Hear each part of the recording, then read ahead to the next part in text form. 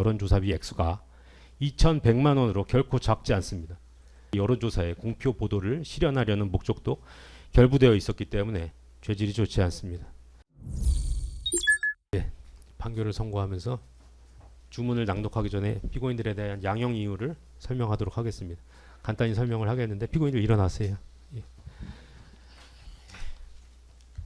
오세훈 피고인에게 대해서 설명합니다. 정치자금 부정수수 범죄는 1인 1표 기회균등 원칙에 따라 금권의 정치적 영향력을 배제함으로써 민주정치를 건전하게 발전시키는데 그 처벌 목적이 있습니다. 이 사건에서 부정수수된 정치자금, 즉 피고인이 김한정으로부터 대납받은 것으로 인정되는 여론조사비 액수가 2,100만 원으로 결코 작지 않습니다.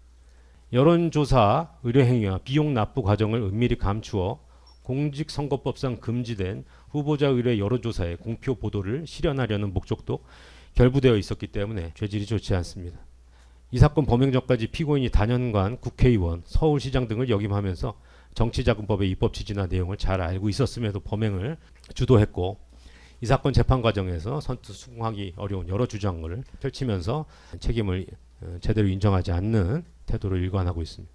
다만 이 사건 범행은 서울시장 후보자 선출을 위한 당내 경선을 위한 것이라는 점, 2021년 1월 22일부터 2월 18일까지 약 한 달간 비교적 짧은 기간 안에 이루어졌다는 점, 이후 오세훈 피고인이 더는 명태균 씨와 직접적인 접촉이나 관계는 이어가지 않은 것으로 보이는 점을 유리한 정성으로 참작합니다. 실제로 피고인 측에서 명태균의 여론조사에 대한 의문을 제기한 정황들도 나타나고, 여론조사 결과가 실제로 피고인에게 불리하게 나타나는 등 피고인이 비용을 부담하면서 어떻게 보면 자신에게 유리한 여론조사 결과가 공표되는 것을 기대했다는 것을 넘어서 달리 명태균에게 적극적인 여론조사 지시하거나 사주하거나 스스로 그런 조치를 했다고 인정하기 어렵습니다.